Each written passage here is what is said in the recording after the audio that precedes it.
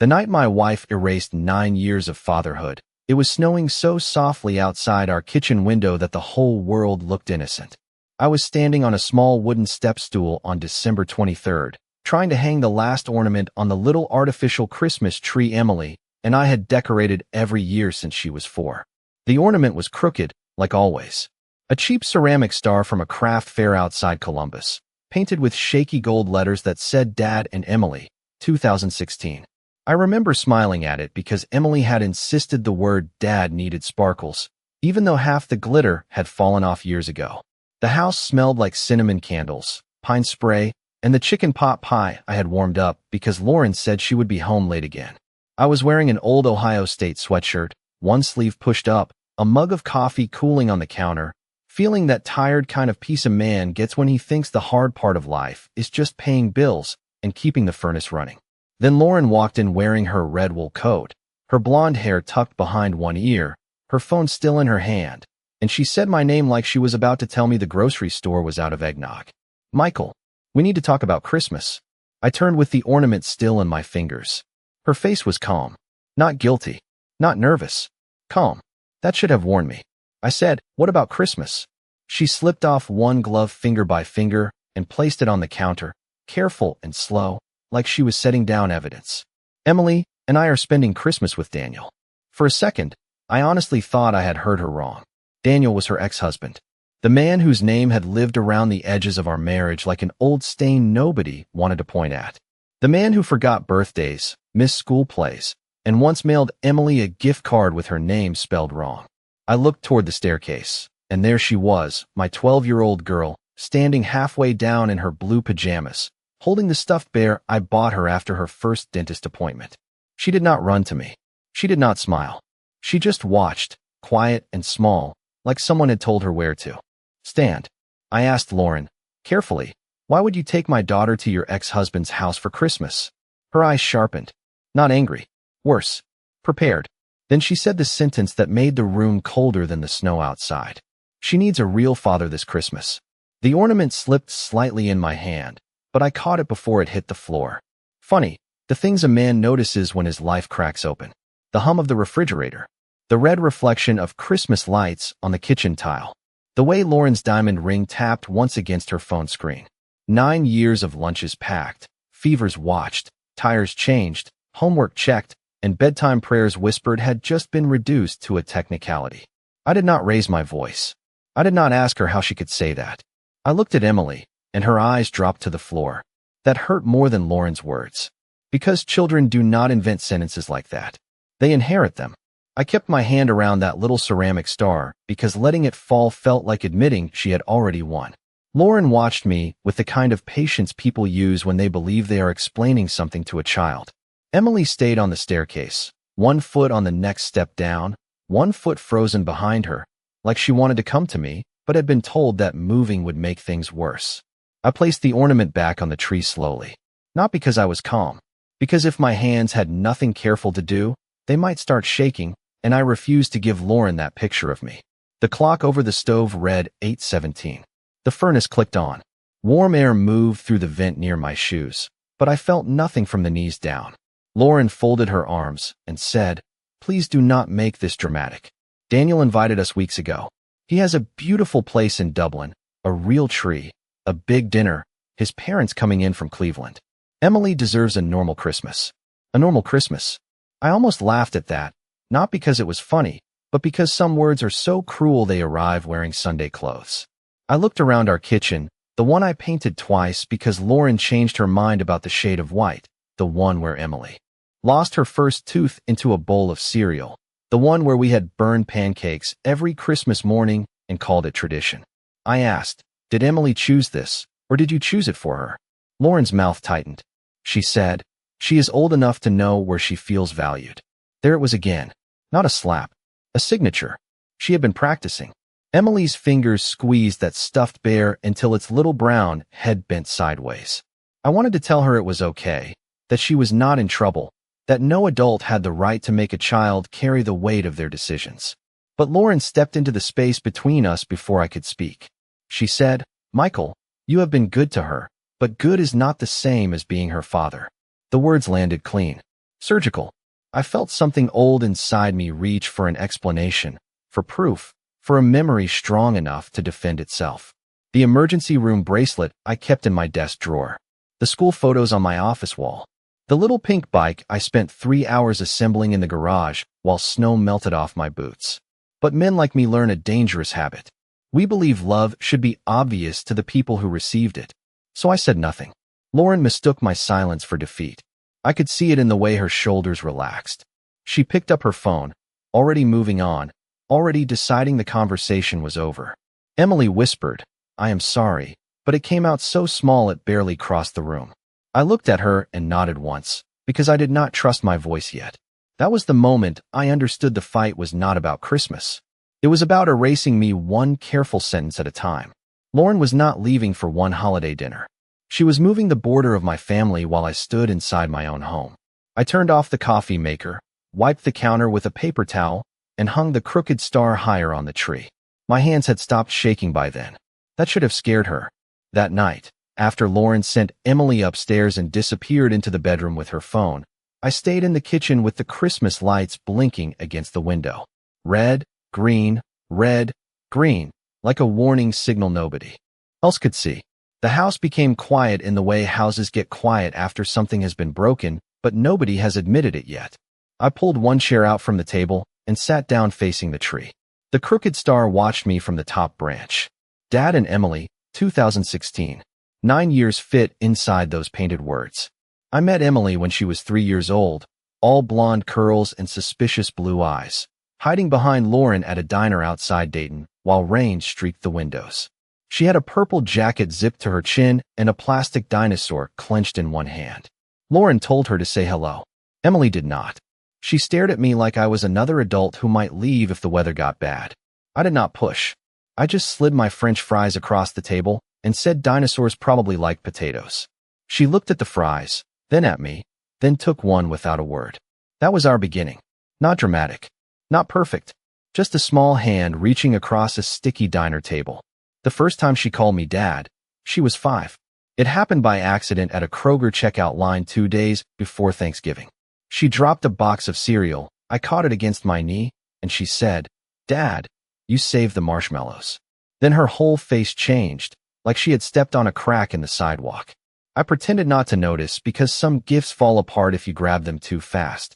I just put the cereal in the cart and said, "That is what I am here for." Later that night, I sat in my truck for almost 10 minutes before going inside, both hands on the steering wheel, letting that one word settle into my chest. Daniel was supposed to come for her kindergarten Christmas concert that year. He promised front row, flowers, the whole performance. Emily wore a red velvet dress and kept looking past the auditorium lights toward the back doors. They never opened. I watched her sing Jingle Bells with her smile fading between every verse. Afterward, I bought grocery store carnations and told her the traffic from Cleveland must have been awful. She nodded like she believed me, because children will accept a gentle lie when the truth is too heavy. I hated myself for telling it, but I hated him more for making it necessary. Years passed in ordinary pieces. Training wheels removed in the driveway. A fever of 104 degrees at 2 o'clock in the morning. Science fair poster boards spread across the living room. Pancakes shaped like snowmen that looked more like melted tires. I signed permission slips, packed lunches, checked under the bed for monsters, sat through soccer games in 40-degree rain, and learned the names of every stuffed animal on her pillow. None of that made the evening news. None of it looked heroic. But fatherhood is mostly invisible labor done in rooms where nobody claps. That was what Lauren forgot. Or maybe she remembered and needed it erased. Daniel came back into Emily's life the way expensive things often do, polished, loud, and wrapped in a ribbon. It started in October, 2 months before everything came apart, when a black Range Rover rolled up in front of our house on a Sunday afternoon while I was cleaning leaves out of the gutter. The engine purred at the curb like it wanted the whole neighborhood to look. Daniel stepped out in a camel coat, sunglasses on even though the sky was gray, carrying a white bakery box tied with red string. He smiled up at me on the ladder and said, "Michael, good to see you still keeping busy." That was Daniel. Every sentence came with a little hook hidden under the velvet. Lauren hurried outside before I could answer, her face brighter than I had seen it in months. Emily came to the doorway behind her, cautious at first, then curious when Daniel opened the box and revealed cupcakes from some boutique place in Columbus where one cupcake cost more than a fast food meal. He had remembered her favorite flavor, or Lauren had told him. Either way, Emily smiled, and I felt a small warning light turn on inside me. After that, Daniel became a calendar notification in our house. Ice skating on Saturday, dinner in Dublin on Wednesday, a surprise shopping trip after school, tickets to the Nutcracker downtown. Lauren called it healthy involvement. I called it sudden interest with good lighting.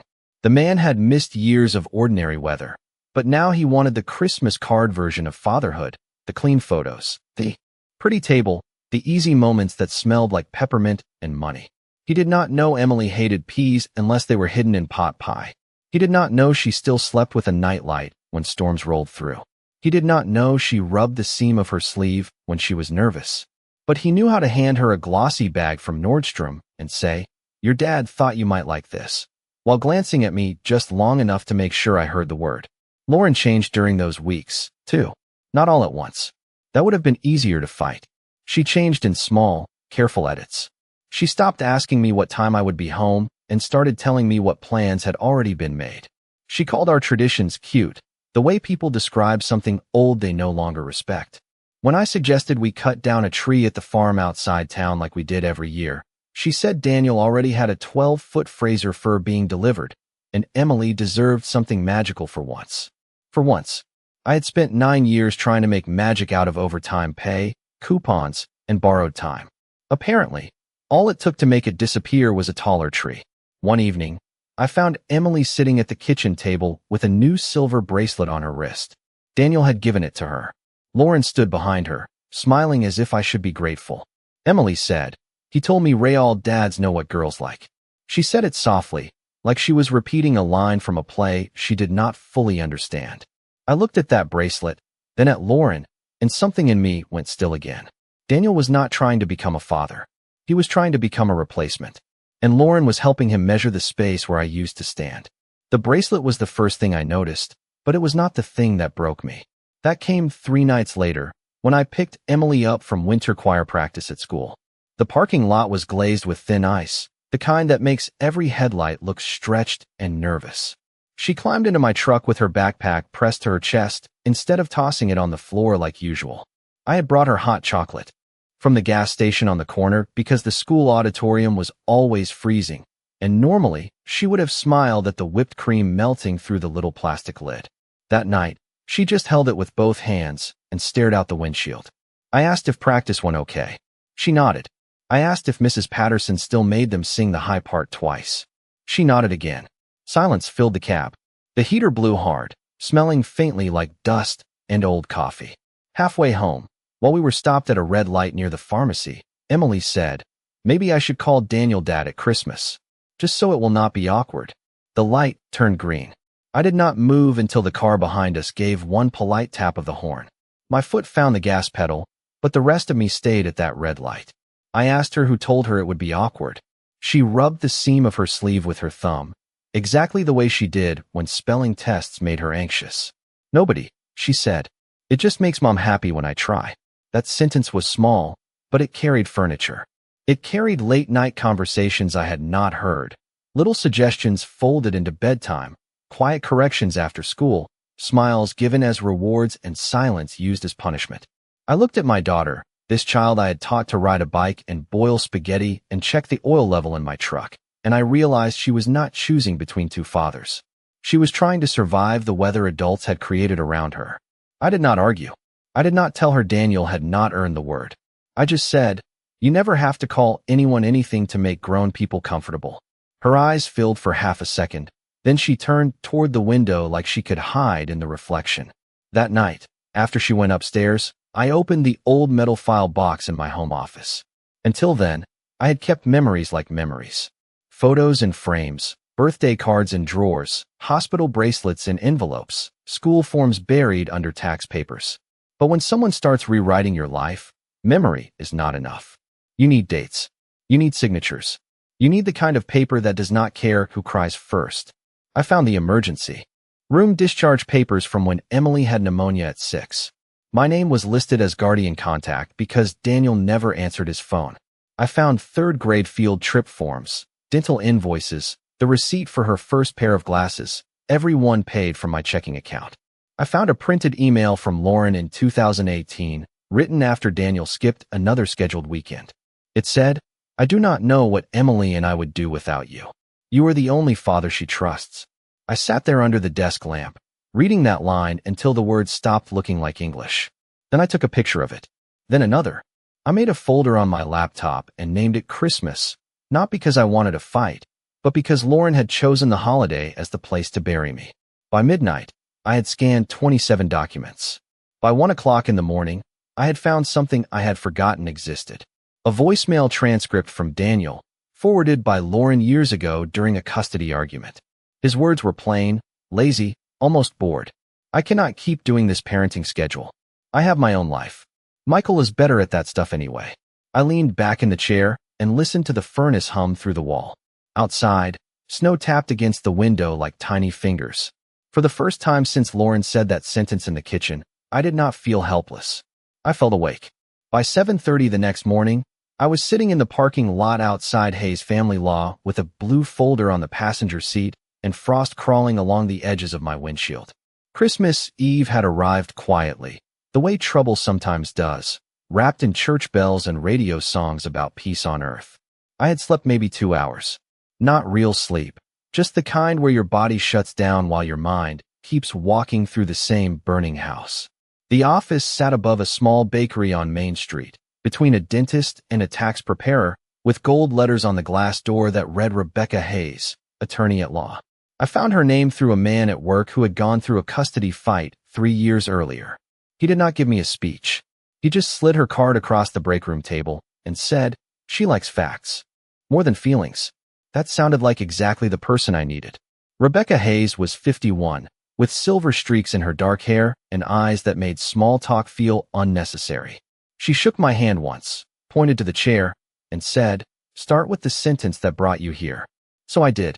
I told her about Lauren in the kitchen, about Daniel's sudden return, about Emily asking if she should call another man dad just to keep the air comfortable.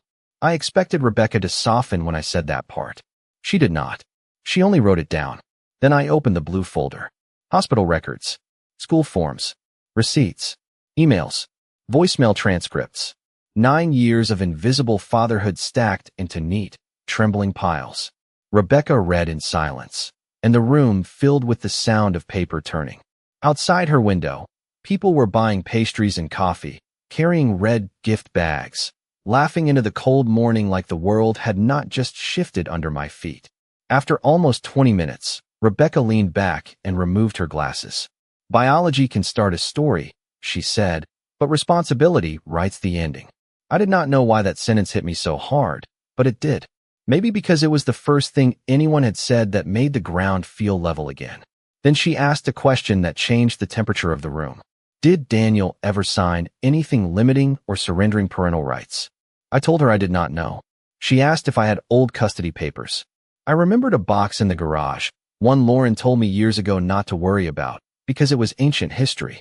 Rebecca made 2 calls, then a third.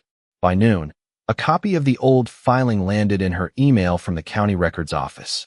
She printed it, read the first page, and her expression changed just enough to make my throat tighten. Daniel had not just drifted away.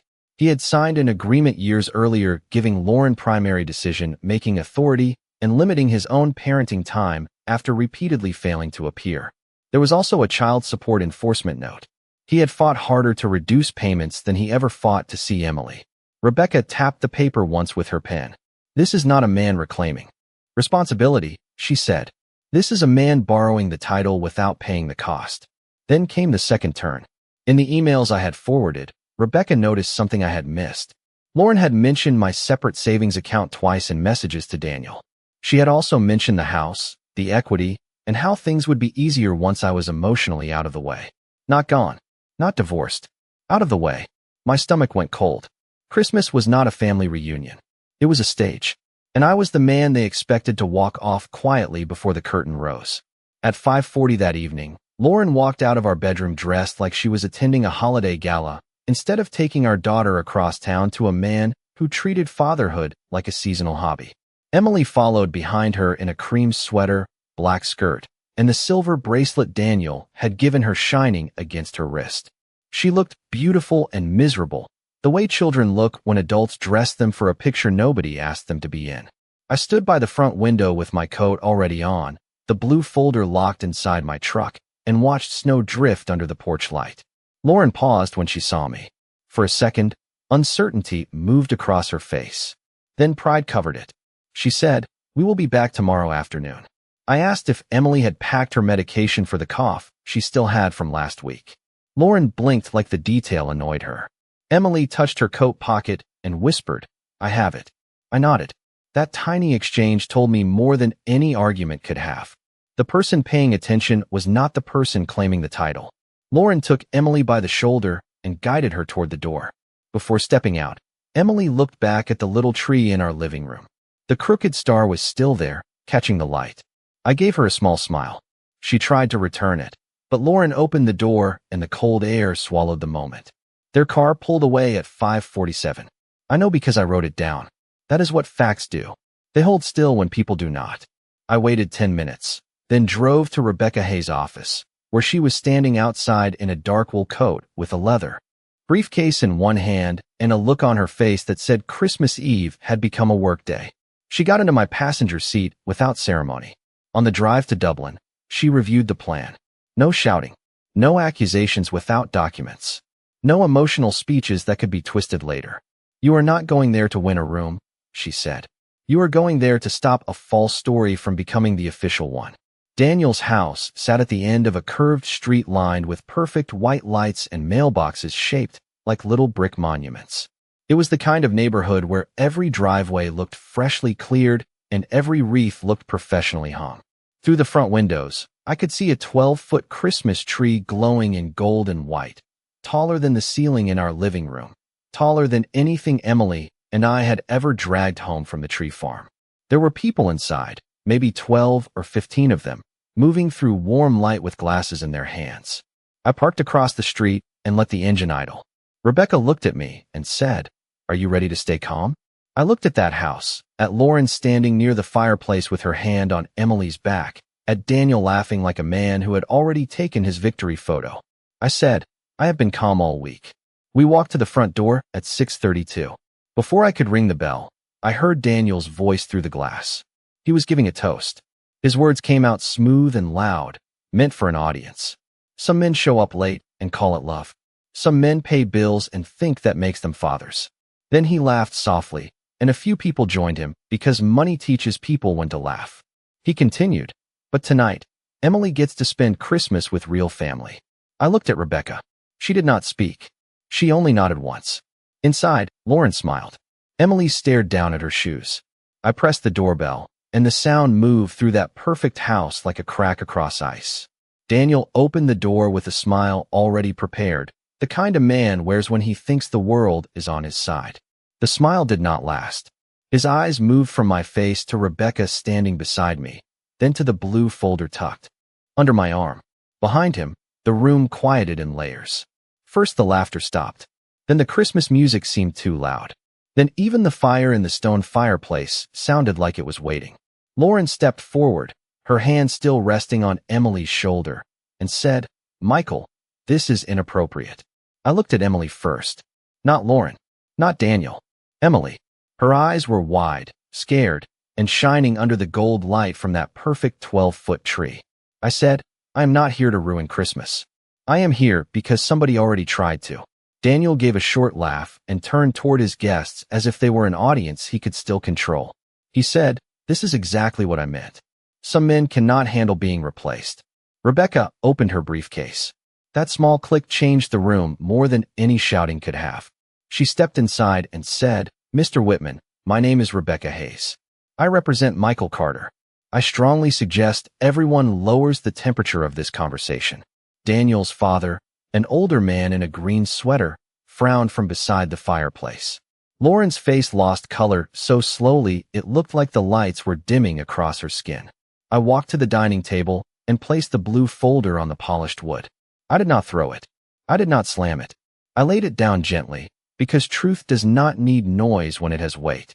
Daniel said, Whatever you think you have, this is a family matter. Rebecca answered, that is correct. That is why records matter. I opened the folder. The first page was the old county filing. Daniel's signature sat at the bottom, clean and undeniable, dated 7 years earlier. I turned it so the room could see. You agreed to limited parenting time after missing repeated visits, I said. You did not fight for more time. You fought to pay less support. Daniel's jaw moved, but no words came out. Lauren stepped toward the table. Rebecca's voice cut in, calm and flat. I would not touch those documents if I were you. Lauren stopped. I placed the second page beside the first. The child support enforcement note. Then the third. The voicemail transcript where Daniel said he could not keep doing the parenting schedule because he had his own life and that I was better at that stuff anyway. The room stayed silent, but silence can have a shape. This one looked like a door closing. Daniel's mother covered her mouth with one hand. His father looked at the floor. I placed down school forms next. Emergency contacts. Medical releases. Parent-teacher conference sheets. Year after year, my name sat where Daniel should have been if titles mattered as much as presence. Then came the email from Lauren. I read only one sentence because one was enough. You are the only father she trusts. Emily made a sound then, small and broken, and Lauren turned fast like she could still manage the damage. She said, Emily, do not listen to this. I looked at Lauren and finally spoke to her directly. No, she has been listening to everyone except the truth. Daniel tried to recover, smoothing his sweater, lifting his chin. He said, papers do not change blood. Rebecca slid one final document onto the table.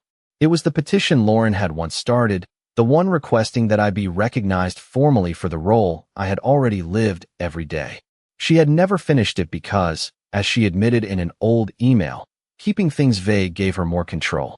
Rebecca said, papers do not change love either, but they do show who was present and who benefited from confusion. That was when Daniel looked at Lauren, really looked at her, and understood he had not been invited back to be a father. He had been invited back to become a weapon.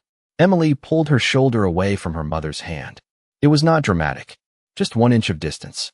But in that room, it felt like the whole story had shifted. Emily stepped away from Lauren slowly, like she was afraid the floor might punish her for choosing where to stand. Her eyes moved from the papers on the table to Daniel, then to me. For 12 years old, she looked suddenly older than any child should have to look on Christmas Eve.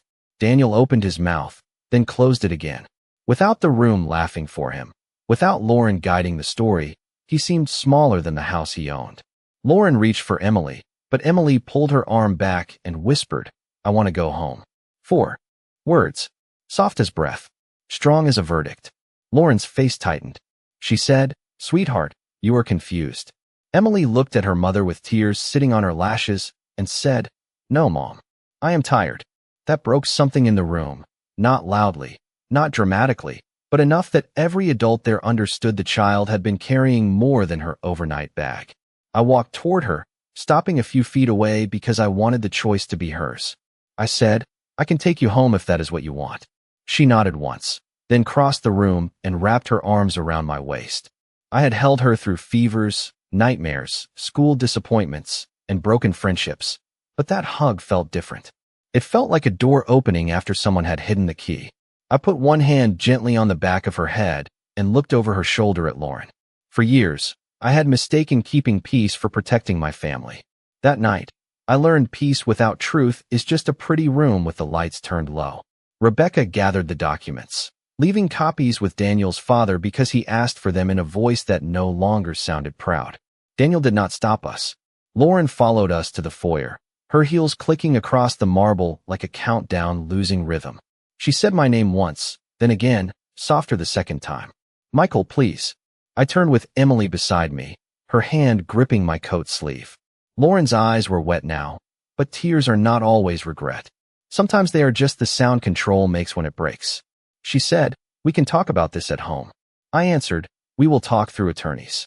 Not because I hated her, because I finally understood that love for Emily required boundaries, not speeches. The drive back was quiet. Snow moved through the headlights in silver streaks, and Emily kept both hands around the cup of hot chocolate Rebecca had bought her from a gas station on the way. After a long time, she asked, do you still want to be my dad? The question hit harder than anything Lauren had said, because it showed me how deep the damage had gone. I pulled into our driveway, put the truck in park, and turned toward her. "I have never stopped," I said. "Not for one day." She cried then, not the loud kind, just the tired kind, and I stayed there with the engine ticking until she could breathe again. The next morning, Christmas looked nothing like the one Lauren had planned. No 12-foot tree, no gold ribbons, no perfect dinner table, just our small living room. The crooked artificial tree, 2 plates of pancakes I burned around the edges, and Emily sitting cross-legged on the rug in one of my old sweatshirts. Around noon, she picked up the little ceramic star and asked if we could hang it together. So we did. Dad and Emily, 2016, chipped paint, missing glitter, still ours. Weeks later, the legal process began. Lauren moved into an apartment near her office. Daniel disappeared from the routine as quickly as he had entered it. Responsibility, I learned, has a way of scaring men who only wanted applause. Emily and I started counseling, slow and steady, one honest conversation at a time. Some nights were hard. Some questions hurt. But our house stopped feeling like a battlefield disguised as a home. By spring, she was calling me Dad again without hesitation. Not because anyone told her to, because the truth had room to breathe. And every Christmas after that, we kept the same small tradition. Pancakes too dark at the edges. Coffee for me. Hot chocolate for her. One crooked star near the top of the tree. Nothing expensive. Nothing perfect. Just proof